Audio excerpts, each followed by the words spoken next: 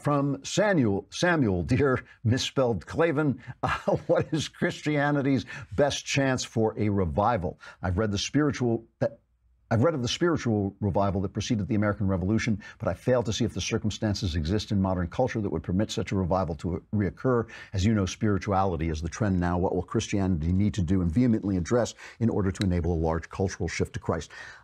I believe, and I actually believe this will happen, I believe that this time it has to come from the intellectuals. I think the intellectuals destroyed the temple. The intellectuals have to build it back up again. I think tent revivals are great, and I think bringing religion to the people also great, but I think that they cannot withstand the slow, steady hammering of every possible communication outlet attacking Christianity. Has this happened before? Yes, it did. In the 18th century, when the French Revolution exploded, and this, they call this the Enlightenment. See, this drives me nuts.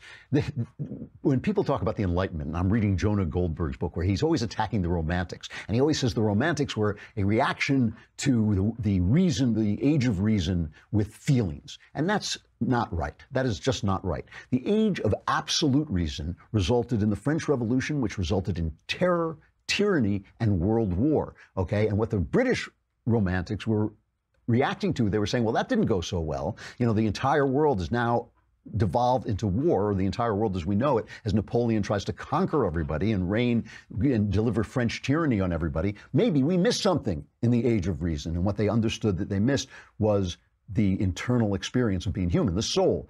At the same time, there was what was called the Oxford movement, where intellectuals began re-embracing Christ.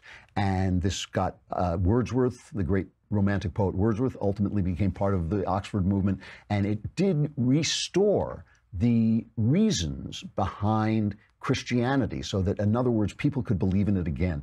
And C.S. Lewis did this again during World War II when he started reminding people of why we believe what we believe, that it's not just, don't be gay, don't drink, wear a tie and go to church. It actually is a reason for believing, and a reason, and the believing gives you the reason for living. Very important. So that's what I believe will actually happen. The thing that people are struggling with, because so many intellectuals know this, I've said this before, but so many books are now being written where they say, you know what we're missing here? We're missing Christianity.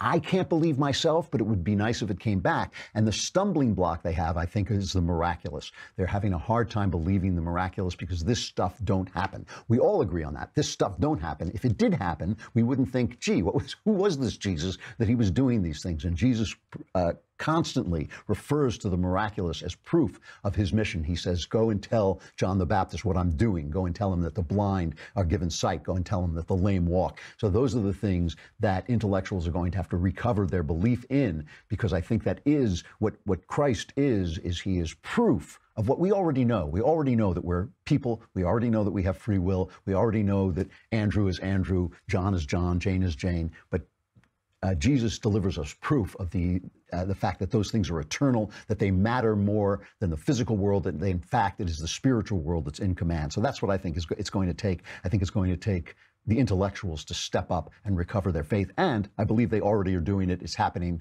quietly off on the side, but it will happen. It will happen more publicly eventually.